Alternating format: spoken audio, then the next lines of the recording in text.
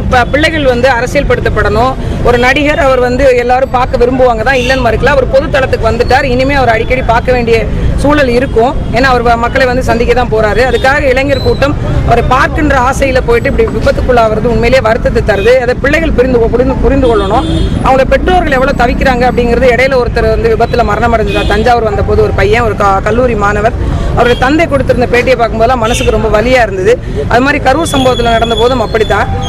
ஒரு கூட்டம், ஒரு நெருக்கடி இந்த மாதிரியான வரும்போது மக்கள் புரிந்து கொண்டு அதற்கு தகுந்த மாதிரி நடந்து கொள்ளணும். இளைஞர்கள் வந்து அரசியலை உற்று நோக்கணும், புரிந்து கொள்ளணும். ஒருத்தர் மீதான பற்றும் பாசமும் இருக்க வேண்டியதுதான். அது உயிரை போக்குன்ற அளவுக்கு இருக்கிறது வருத்தத்துக்குரிய ஒன்றாக தான் இருக்கு. எளிதாக பார்க்க முடியலன்னு சொல்றீங்க.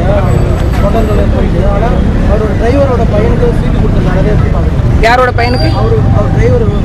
இந்த கேள்விக்கு அதுக்கு எதுவும் சம்பந்தம் இல்லை. ஆனால் நான் சொல்றேன், எளிமையான ஒரு பார்க்க முடியல. ஏன்னு சொன்னா, புரட்சி தலைவர் எம்ஜிஆர் அவர்கள் உங்களுக்கு தெரியும், அவர் வர்றாரு அப்படின்னா 3 நாளைக்கு முன்னாடியே கூட்டம் அந்த இடத்துல வண்டி கட்டிட்டு வந்து கூடியிருப்பாங்கன்னு எங்கள் அப்பா சொல்லியிருக்காங்க. ஏன்னா எங்கள் அப்பா அந்த மாதிரி போன ஒரு கிளைச்செயலாளருடைய மகள் தான் நான்.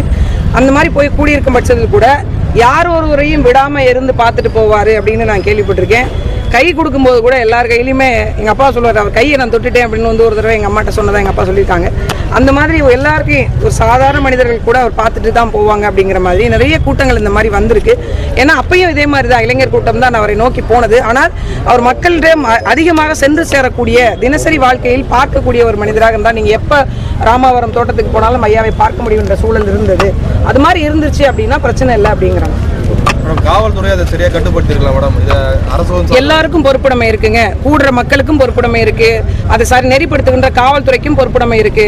வழி நடத்தக்கூடிய அந்த கட்சியினுடைய தலைவருக்கும் பொறுப்புடைமை இருக்கு. அதை செயல்படுத்தக்கூடிய அவருடைய பொறுப்பாளர்களுக்கும் பொறுப்புடைமை இருக்கு. சிதம்பரம் தொகுதியில வந்து திருமாவளவன் போட்டியிடறதா சொல்லியிருக்காரு. அதை பத்தி உங்களுடைய கருத்து என்ன? அது அவர்கிட்ட தாங்க கேட்கணும். ஏன் போட்டியிடறேன்னு சொன்னாரு, ஏன் பின்வாங்குறாருன்னு அவர்கிட்ட தான் கேட்கணும். நான் கருத்து சொல்லுவேன்.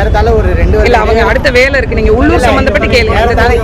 2 வருட இடைவேளைக்கு பிறகு அதிமுக வந்து முதல் கூட்டம்னு சொல்லிருக்கீங்க. இது எப்படி இருக்கு? ஏன்னா புதுசா வந்து ஒரு நெருடல் இருக்கும் இல்லையா? இங்க எப்படி இல்ல, அவர் என்னோட அண்ணன், அவரோட தங்கச்சி, ஒரு நெருடலும் இல்லை. நன்றி.